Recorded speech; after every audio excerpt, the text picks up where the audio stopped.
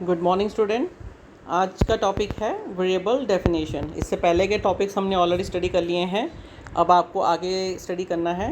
तो variable definition क्या है? कह रहे so you can see that the Python a variable is created when you first assign a value to it.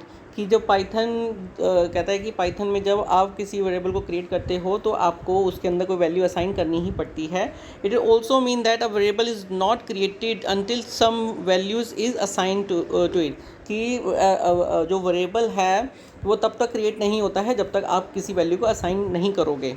तो to understand it, इस चीज़ concept को understand करने के लिए उन्होंने कहा कि चलिए हम चलते हैं, कह रहे try running at the script mode में इस प्रोग्राम को बनाते हैं।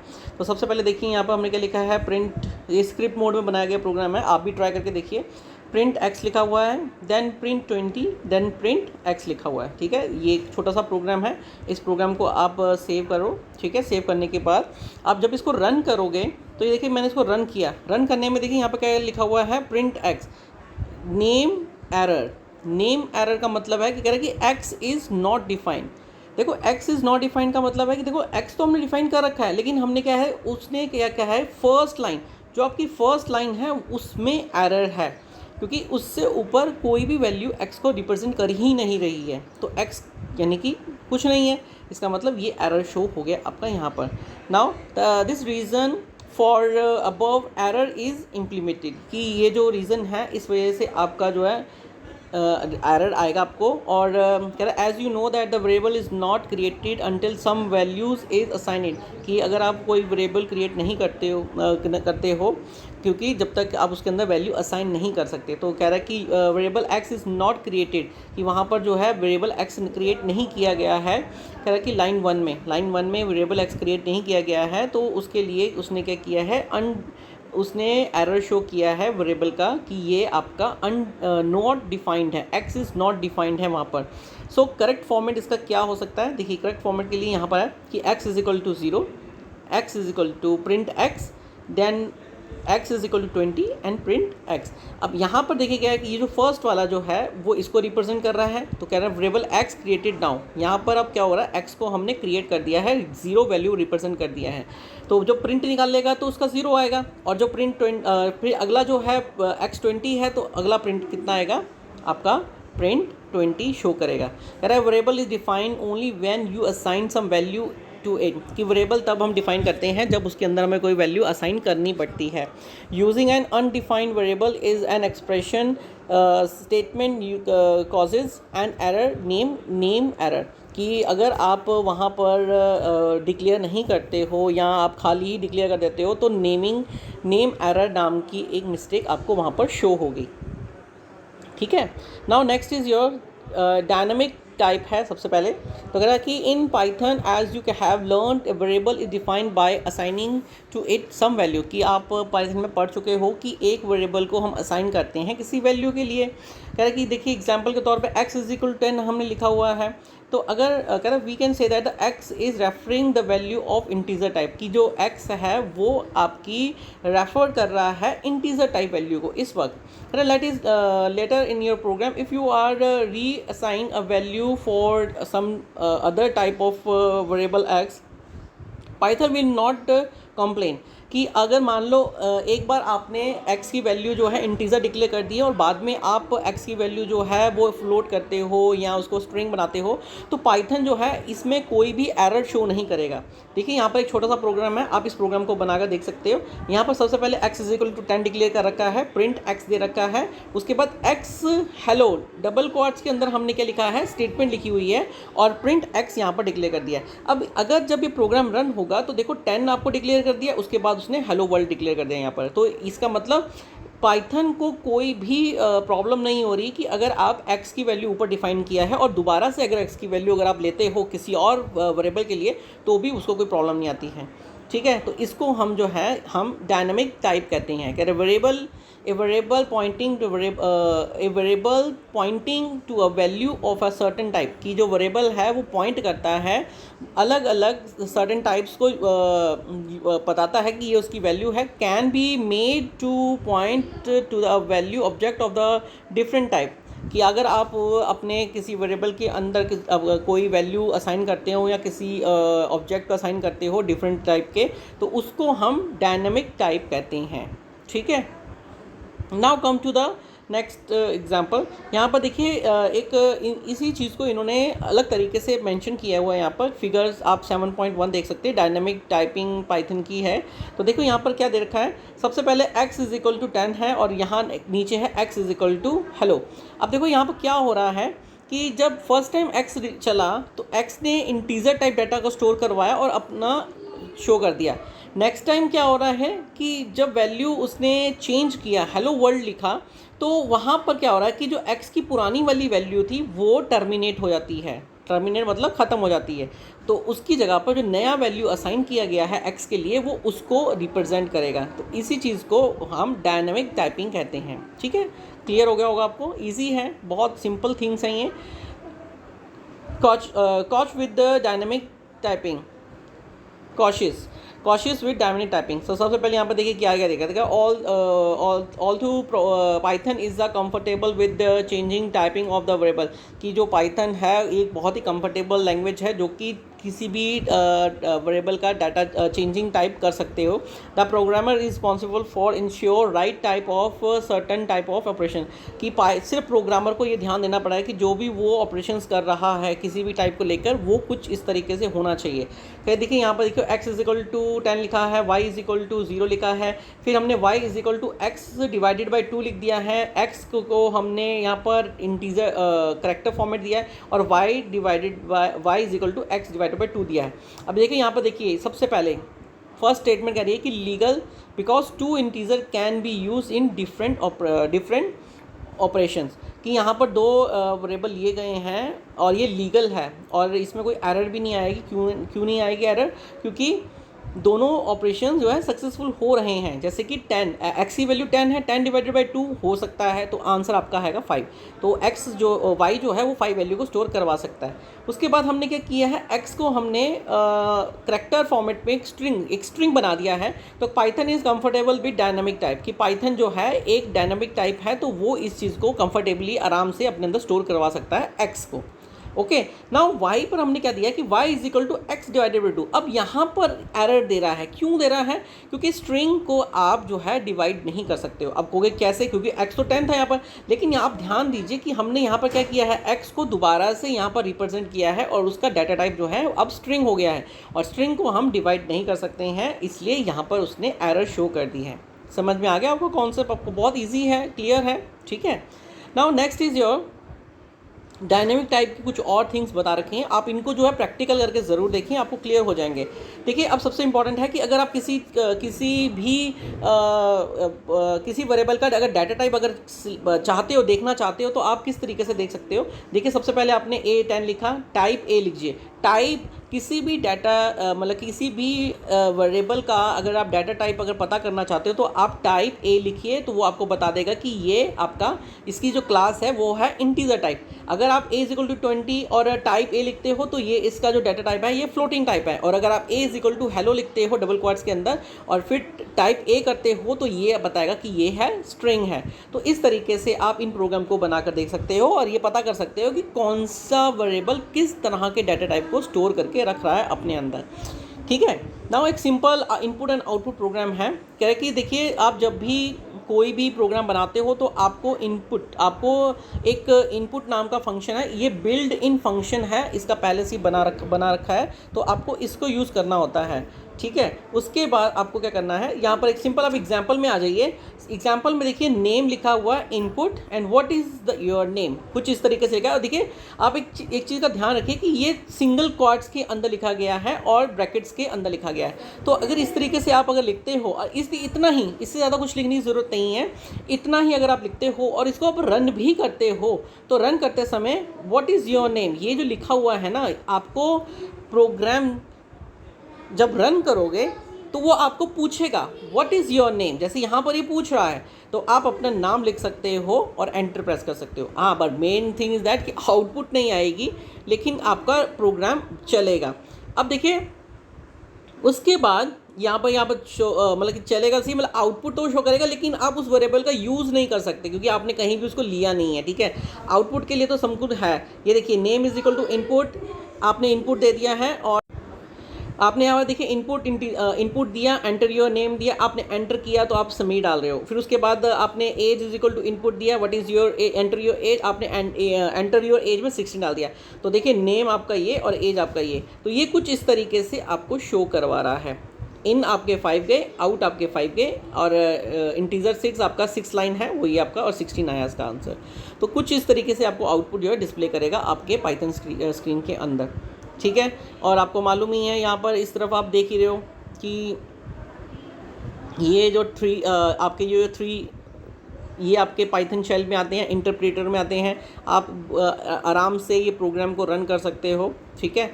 आप नेम, यहाँ जब नेम है, आपको जब एंटर मारोगे तो वो आपसे पूछेगा एंटर योर नेम, तो आप डाल सकते हो। फिर एंटर प्रेस करोगे तो आपके पास ये आएगा। ये आप इंटरप्रेटर में आप इजीली इसको यूज़ करके देखिए, आपको पता लग जाएगा कि किस तरीके से काम होता है। मतलब कहने का मतलब ये है कि देखो एक प्रोग्राम बना है, आप इस पर काम कर सकते हो, लेकिन यहाँ पर प्रॉपर आपको प्रिंट कमांड देने की ज़रूरत नहीं है। ये मैंने आपको पहले भी बताया। तो अगर आप बिना प्रिंट कमांड के भी इन प्रोग्राम को चलाते हो तो आपको आउटपुट तो मिल जाएगी, मतलब जो आपने एंटर किया है वो आपको आउटपुट स्क्रीन में मिल जाएगा, ईजिली मिल जाएगा, ठीक है। लेकिन आप उसको यूज़ कहीं और नहीं कर सकते क्योंकि उसके लिए एक प्रोग्रामिंग लिखनी पड़ती है proper. Clear? Now next is your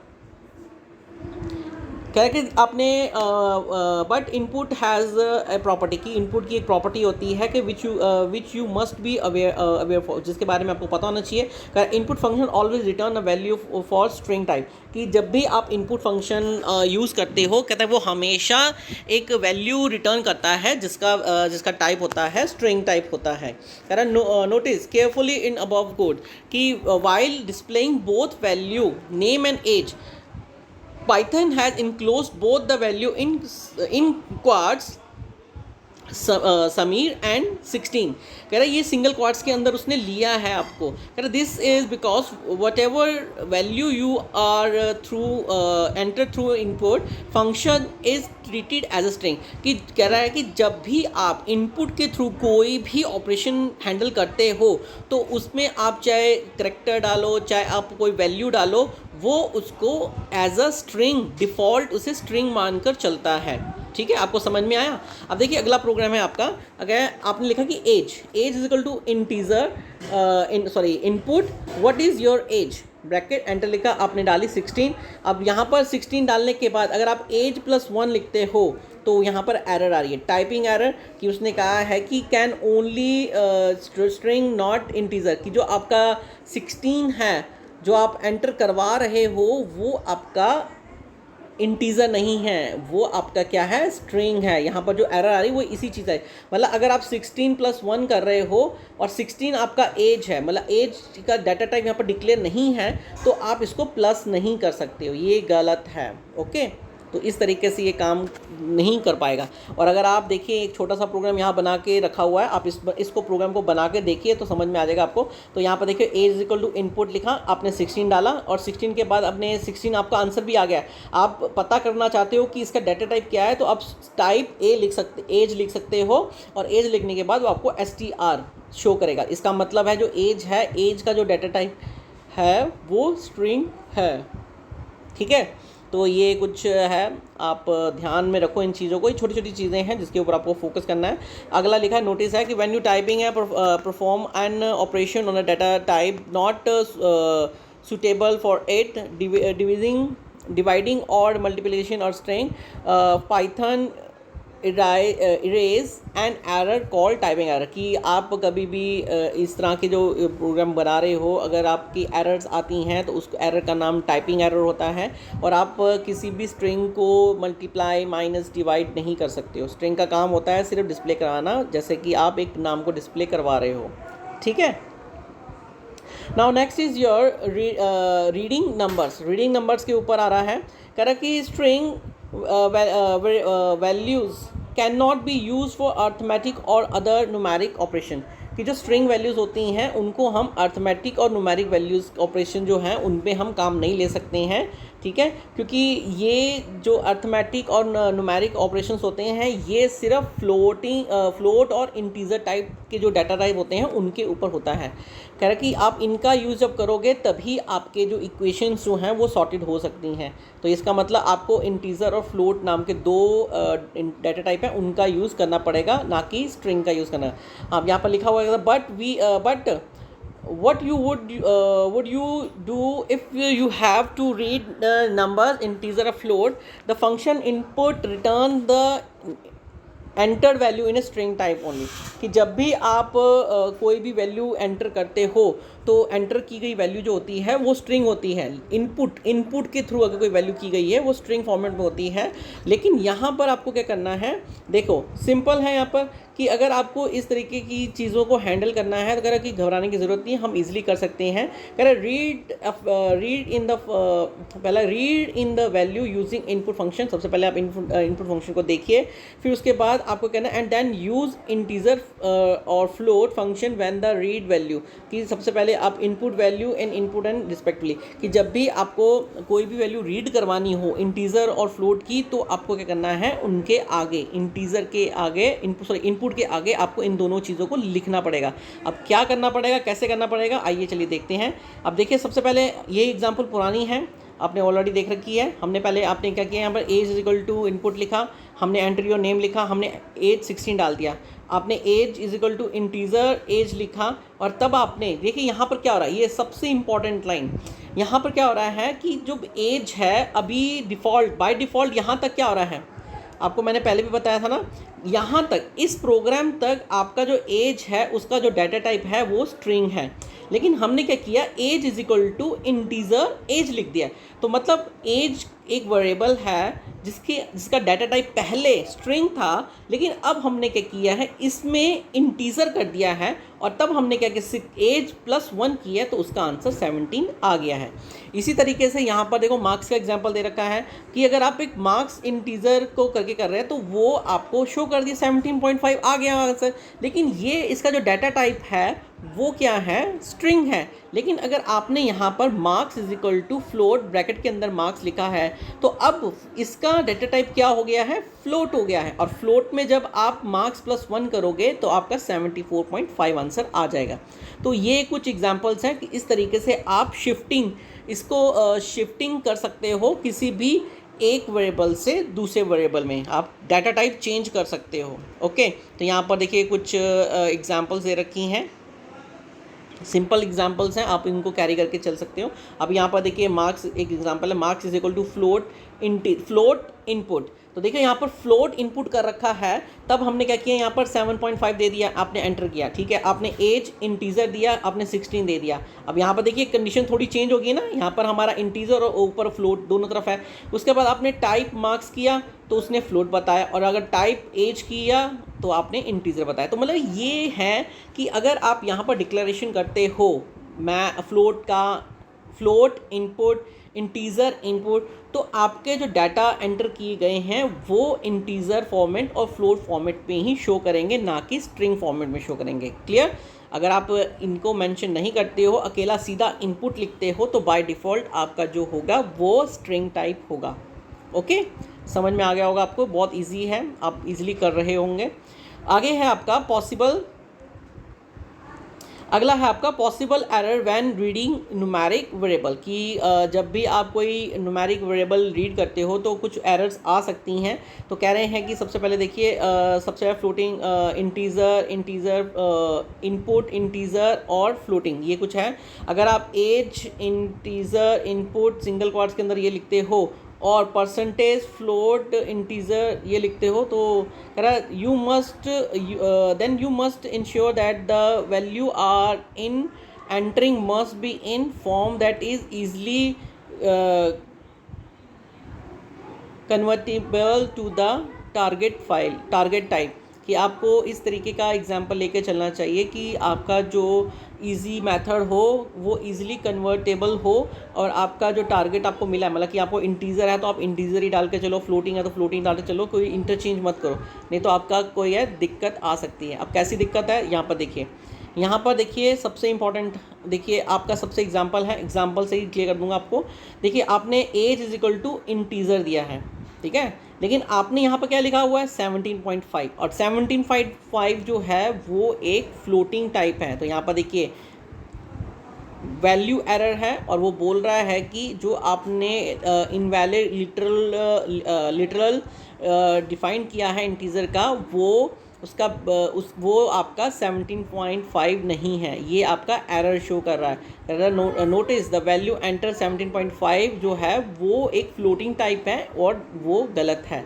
इसी तरीके से अगर आप नीचे अगर आप एंटर योर एज में 17 लिखते हैं तो क्या ये आपका करेक्टर स्ट्रिंग फॉर्मेट है, और ये भी आपका इनवैलिड माना जाएगा, क्योंकि आपने यहाँ पर क्या डिफाइन किया है इंटीजर, तो ये भी आपका गलत माना जाएगा। सही है। नाउ नेक्स्ट इज योर, अगर आप फ्लोट इनपुट करवा रहे हैं तो उन्होंने कहा है कि आप 73.5.0 मेंशन नहीं कर सकते हैं। ये गलत है, क्योंकि जब भी आपको कोई फ्लोटिंग वैल्यू डालनी है तो इस तरीके से ही डालनी है, मतलब इसके बाद जो पॉइंट लगा रखा है वो गलत है। आप यहाँ पर 50 कर सकते हो, मतलब वो आगे बढ़ा सकते हो, वैल्यू बढ़ा सकते हो, लेकिन डॉट नहीं लगा सकते। समझ में आ गया आपको? क्लियर। और अगला है आपका, आप 73% भी यहाँ पर नहीं लिख सकते हैं, ये भी इनवैलिड है, क्योंकि 73% जो है ये आपका फ्लोटिंग और फ्लोटिंग कह रहा हूँ कि इंटीजर और करेक्टर स्ट्रिंग दोनों मिलके हैं, लेकिन दोनों में एरर आपको शो करेगा। तो इसका जो सही पाथ क्या है, फ्लोटिंग का है तो आपको 17.50 कुछ ऐसे लिखना पड़ेगा इसके लिए, और अगर ये इंटीजर टाइप होता तो आप 73% लिखते ओनली इंटीजर टाइप के लिए, INT। क्लियर। और ये है फ्लोटिंग के लिए। सिंपल है, समझ में आ गया होगा आपको। देखो यहाँ पर लिखा हुआ है marks is equal to float. अगर आप एक चीज़ सबसे इंपॉर्टेंट है यहाँ पर देखिए, अगर आप 73 फ्लोटिंग टाइप है लेकिन आप इंटीजर टाइप डाटा दे रहे हो, एंटर प्रेस करने के बाद यहाँ कहता है वैल्यू लाइक 0.73 और 73.0 और 73 etcetera can be easily converted into float, कि ये जो वैल्यूज़ हैं ये आसानी से कन्वर्ट की जा सकती हैं। ओके, पाइथन के अंदर फ्लोटिंग आप इनपुट करवा सकते हो, फ्लोटिंग इनपुट करवा सकते हो। ठीक है, तो ये आपका है। तो फिलहाल आज के लिए इतना ही है, बाकी का वीडियो हम नेक्स्ट टॉपिक जो है नेक्स्ट वीडियो में कंप्लीट करेंगे। आप इन चीज़ों को अच्छे से अंडरस्टैंड कीजिए। नोट्स मेकिंग करना है आपको, लेकिन इसका मतलब ये नहीं कि आप सब कुछ लिखना शुरू कर दो। जो भी हाईलाइटेड पॉइंट है या तो बुक में ही अंडरलाइन कर लीजिए या उनको आप कॉपी में मेंशन कर लीजिए। ठीक है, बाकी सब आप पता है आपको किस तरीके से करना है। नोट्स ज़रूर कीजिए, और प्रैक्टिकल जितने भी मैंने सर्कलाइज किए हैं और ये सारे जितने भी हैं, चाहे एरर बेस्ड ही क्यों ना हो, आप इनको ट्राई करिए और आपको पता लग जाएगा। आपको एरर्स के बारे में भी पता होना चाहिए। ठीक है, ओके, आज के लिए इतना ही है। बाकी का टॉपिक हम नेक्स्ट वीडियो में कंप्लीट करेंगे। Thank you.